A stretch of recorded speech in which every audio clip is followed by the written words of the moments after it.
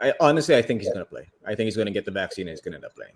But having said that, Stephen A. and Jay Williams are both correct.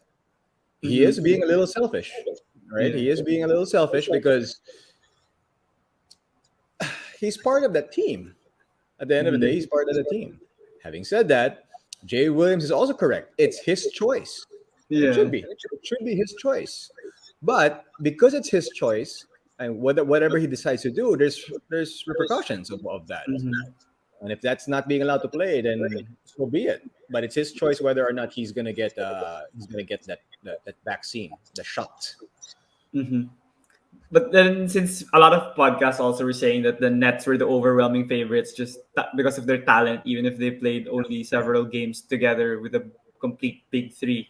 And entering this season, and it's kind of strange for me that they don't even mention the Bucks like in near the same, almost the same tier as them. But then now, since Kyrie's out and they only have James and KD, and along with a lot of other great role players like Blake, Lamarcus, Paul Millsap, Joe Harris, and all these players. Do you think the Nets are still the favorites in the East, or does it kind of balance it out with the Bucks, the Heat, the Celtics, and the I Knicks? actually always thought the Bucks were the favorite, honestly. Okay. Yeah.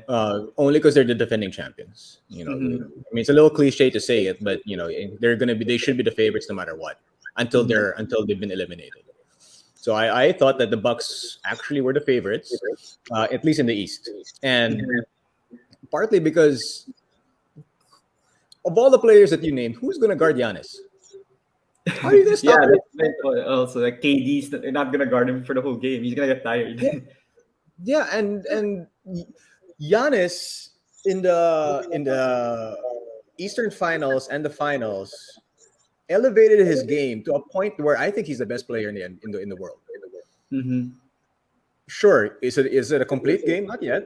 He still could use Yeah. a better outside shot, right? He still could polish a couple of things, but he's the best player in the world. There's nobody that can guard him.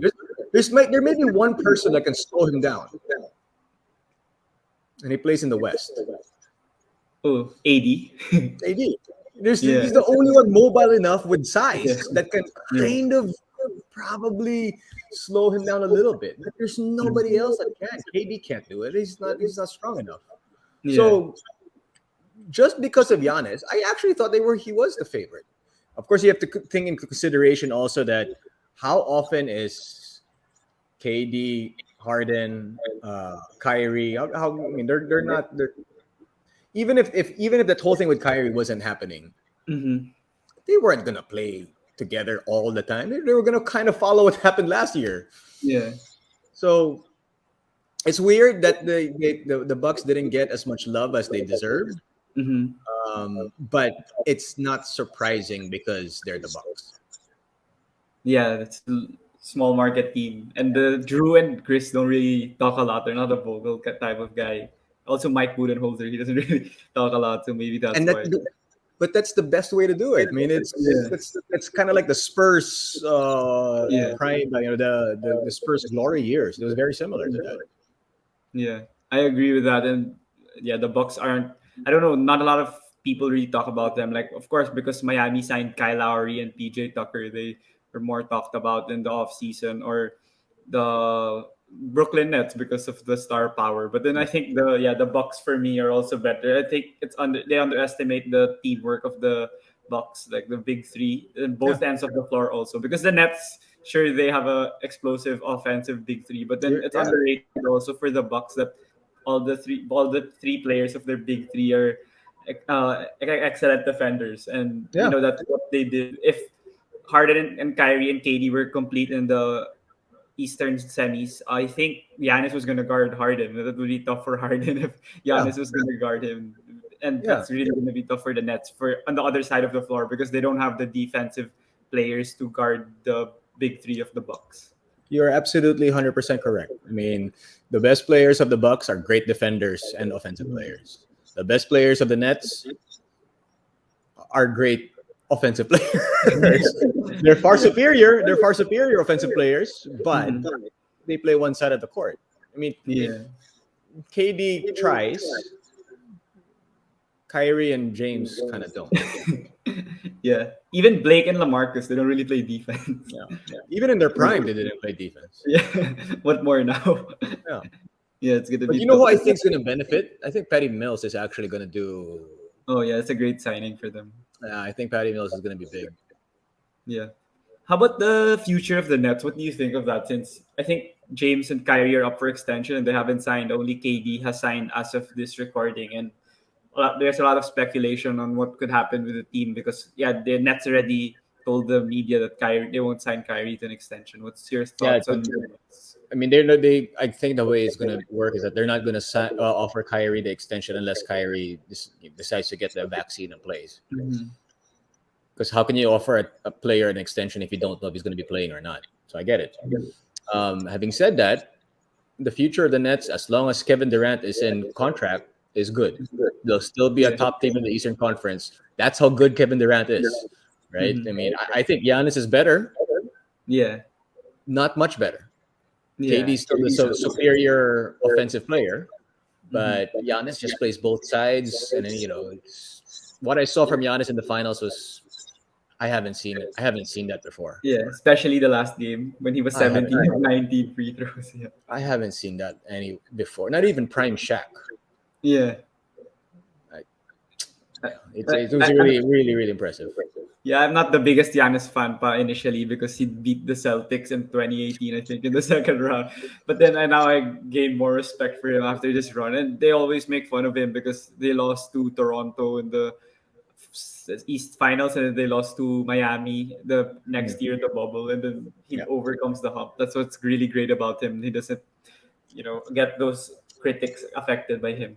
And yeah.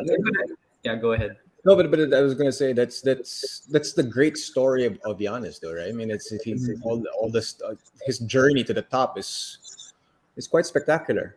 It Mhm. really is. It really But then is. in connection to the Eastern Conference, and the number one seed last year was Philadelphia, and they also have a lot of turmoil and a lot of issues going on with their franchise. And Ben Simmons surprisingly appears in the arena and asks for a COVID test. Elton Brand didn't expect it at all. But then I think he'll also play. Same with what you thought with Kyrie. I think Simmons will eventually play for the team. But then I don't know if he's gonna get traded. I think he's only gonna get traded if they get the deal that with a disgruntled superstar also because Daryl Morey won't give in with the trade. Yeah. But how about you? What's your thoughts on the trade possibilities for Simmons and also the performance of the Sixers this season? This one is a little bit harder for me because I think Simmons is gonna show up Mm-hmm. and try. He's gonna. You remember? I don't know if you're old enough to remember when Vince Carter was trying to get out of Oh, Toronto. man. Yeah, I remember that. Yeah. It's probably gonna be similar to that. So he's gonna Mm-hmm. show up, get the paycheck. He doesn't want to get doesn't want to get fined and whatever. Mm-hmm. So he's gonna show up. If they play him, they play him. If they don't, Yeah. they don't. But he's gonna get booed like crazy in Philly. Yeah. If Philadelphia can boo a native of Philadelphia in the All Star game when he Mm-hmm. wins the MVP and Kobe Bryant, Mm-hmm. they'll boo Ben Simmons. Yeah, for sure. They're diehards talaga. Tsaka intense Yeah, yung mga Sixers fans. Eh. absolutely. So if we saw Ben Simmons wilt in the playoffs last year, and that's what Mhm. happened, he choked, he wilt. Mhm. How's he gonna react to that? Is my question. How is he gonna Yeah. react to the entire arena, your home arena, booing you? All these side stories actually make me so intrigued on how this season's gonna be. Yeah, it's the same thing for me. It's not even because of my team, only like the Celtics, but everything else seems Yeah, interesting. Yeah. but don't you think that the NBA has kind of been that way in the past couple of years? It's been more than just the basketball on the floor. Mhm. There's a Yeah. lot of side stories that people follow nowadays. It's. I remember before it was just the game that you watch and that's it. When I But was growing now, up. Yeah. yeah, and now it's there's everything else, even Yeah. down to what they wear going to the arena. Yeah, Kyle Kuzma, they always make fun of him because he thinks about what he's gonna wear for the game more than what he does in the game. That was a joke before. When I saw that tweet, I kept laughing. But then, yeah, I just remembered when you said that. But then for sure, there's like league fits now on Instagram. They Yeah, rate what you wear in the arena. It's the social media era for the players very tough. Also, if you're not yeah, like mentally strong, like Ben Simmons nga, he Hmm. doesn't want to shoot anymore because it's like Giannis nga, maganda siya kasi magaling siya kasi pag nag-free throw siya ng air ball or 3 points, he doesn't care, nagpa-follow through pa siya. But then Yeah. si Simmons, opposite. He wouldn't attempt na lang para you won't see if he's Yeah. gonna miss or not. That's which is worse for me. I think you'd rather try than not try at all. It's gonna make Absolutely. yeah. But it's a great point you made because it shows how mentally tough Giannis is as compared to Ben Simmons, Mm-hmm.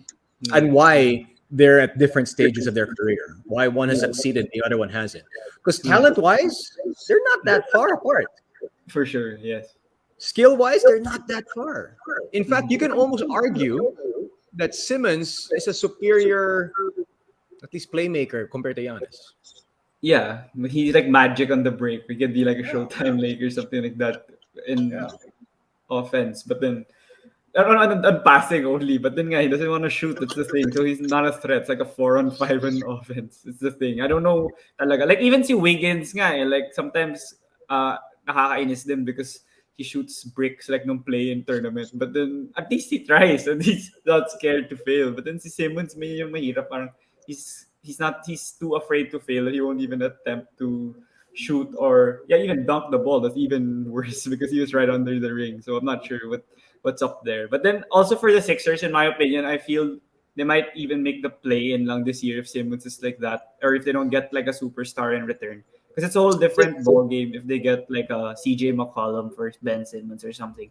But I think now I don't know. They might be able to. They might need to step all the way to the play-in because I don't think Embiid's gonna play a lot of games. I think you had him in your fantasy last year, but then he doesn't Yeah. play a lot of games. And Tobias, I don't think Tobias, Seth Curry, and Danny Green and Tyrese Maxey is a better team compared to like the Hawks or the Knicks or the Celtics. I'm not sure. So what's your thoughts on that? No, I mean you make a good point. I mean, it's do they have enough pieces? I mean, I think to a certain extent, Tobias hasn't lived up to what Tobias Harris can do Yeah. since he moved to Philly. I think he's much better player than that, than what Mm-hmm. he's shown. I don't know why. I don't know what's kind of blocked him from getting Yeah. to the Tobias Harris from before. Mm-hmm. Um, but I also think that Embiid is a really really special player. Yes. I think he is good enough to carry that team to have some success, some Oh. shocking success.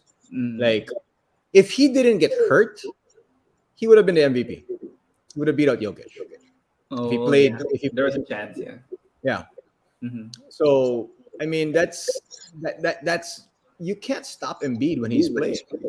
But good Mm-hmm. point that you made also that he's probably not going to play 82 games in the regular season. Yeah. Like if you get him for maybe 60, 70 games, you're probably going to be kind of lucky. Yes. Although I do think they're still going to end up in the top 8.